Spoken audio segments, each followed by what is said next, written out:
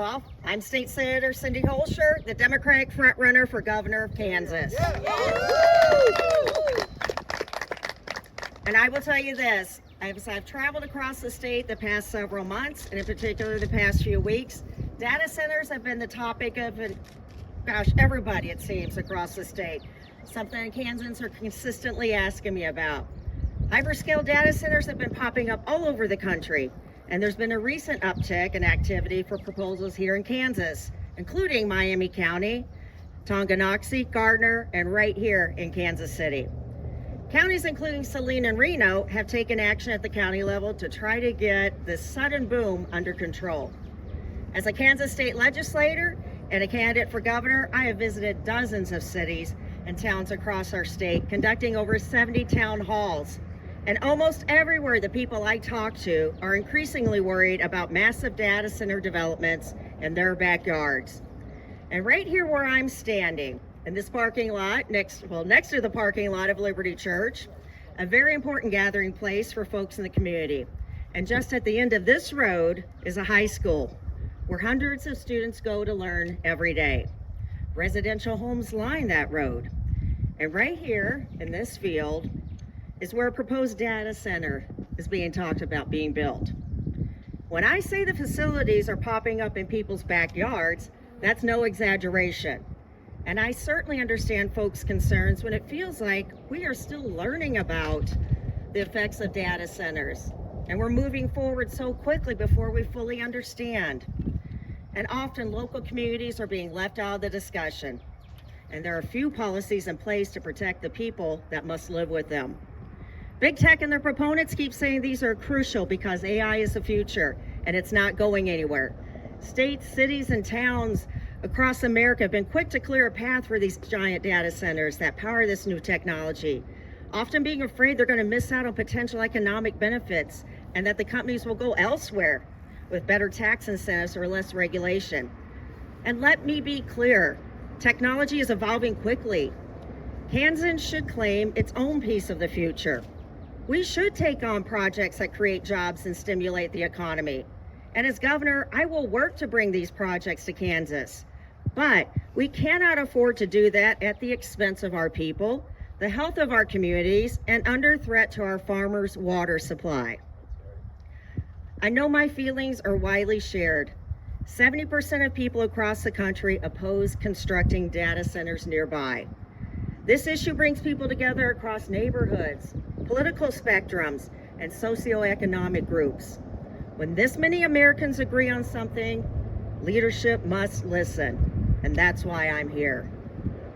In places across the country where these data centers have recently been built, residents have faced skyrocketing utility costs, water shortages, and negative environmental impacts. We're in the midst of an affordability crisis. You don't help Kansans by jacking up their utility rates. We can do this right, with an approach that puts Kansas first and holds big tech accountable, and most of all ensures that they are paying their fair share. To do that, we have to hit the pause button. I'm calling for a statewide moratorium on data center approvals until we have more information on how these developments will impact Kansas families and our communities. When I'm governor, we'll pass guardrails into law that puts the needs of working people first and protect Kansas from big tech billionaires and powerful corporate interests.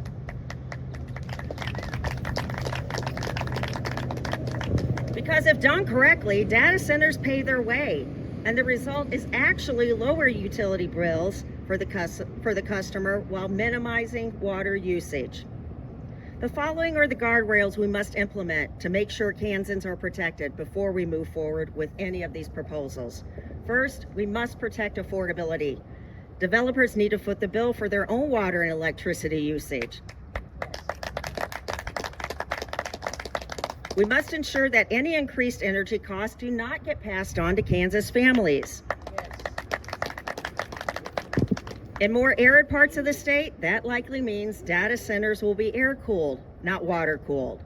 Second, we need workforce and community development. I come from a union family, so worker rights and livable wages are extremely important to me. On behalf of labor workers, I want to ensure data centers provide real economic benefits to surrounding communities, train and hire local workers to create jobs, and reinvest back into our communities. Next, we must prioritize people and transparency. Developers must work directly with local communities through every step of the process of planning and construction, taking public feedback into consideration, and providing needed transparency to the people. And finally, we must have a Kansas first economy. Data centers should not be given tax breaks or have access to other financial benefits of opening in Kansas if they can't commit to protecting consumers, investing in our economy, and supporting our local communities.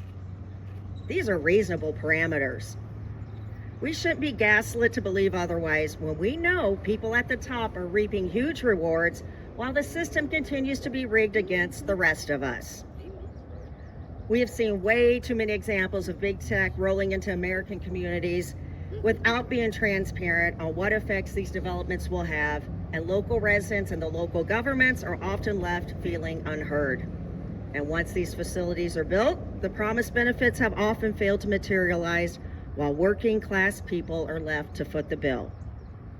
A moratorium, and let me be clear, isn't a no to growth. Kansas wants investments. I want investment. We want jobs, progress, and innovation, but we want it on reasonable terms, with the guarantee that it will benefit the people of our state, and with assurances that data centers will be developed fairly to mutually benefit us all, not just the tech billionaires. We are looking for strong community partners, not billionaire companies looking to exploit our people and our resources. A moratorium allows us to implement these guardrails without running the risk of huge corporations trying to expedite approvals before the state can get there and know what's really going on. If we continue on the same path, it's only those billionaires who continue to profit, while working Kansans are left behind. If big tech wants to build here, Kansans get to have a say in the process.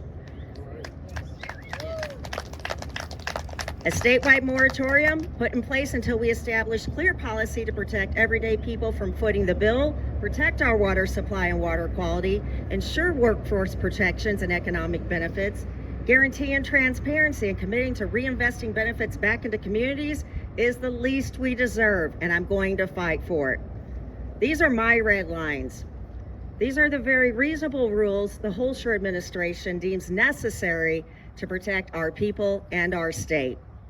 Kansas has two options. We can gamble on these facilities, trusting billionaires and corporations to do the right thing, and we'll likely end up like other states, with working people footing the bill, leaving state and local governments scrambling to mitigate the outcome and the negative impacts. Or Kansas can set the standard for responsible, deliberate progress that ensures all of us benefit from this growth and puts real power into the hands of the people. I know which side I'm on. I know which side I'm on. I'm with the people. And the people have made it very clear to me where they stand.